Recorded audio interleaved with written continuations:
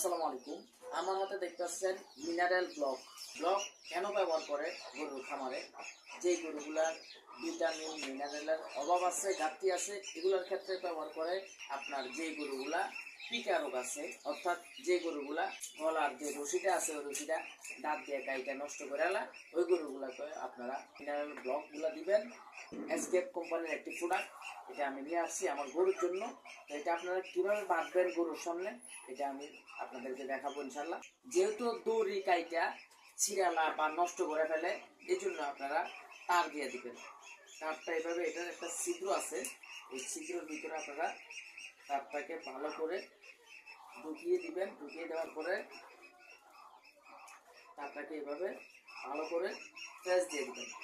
তার যে বাকি অংশটা থাকবে উপরের মাথাটা, ওইটা আপনারা উপরে কোনো একটা কিছুর সাথে আপনারা আটকিয়ে দিবেন, ঝুলাই দিবেন। এটা যে স্টিকার আছে ওই স্টিকারগুলো আপনারা ভালো করে খুলে নেবেন।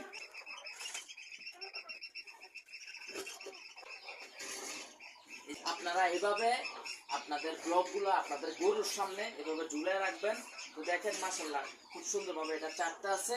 গরুর ভিটামিন মিনারেলের অভাব থাকে তাহলে গরু ভালো করে চাটবে, আর যদি দেখেন যে এগুলোর অভাব নাই তাহলে গরু কখনো এটা চাটবে না। আমি এই গরুটা আজকে সারাদিন এখানে দিয়ে রাখবো। এটা চাটার পরে যদি দেখি যে এটা চাটা শেষ হয়ে গেছে, আমি এই ব্লকটা নিয়ে আমি আমার ব্লকটা নিয়ে আমার যে অন্য গরু আছে ওই গরুটার সামনে দিয়ে দিব। তো আপনাদের যাদের টিকা, আপনাদের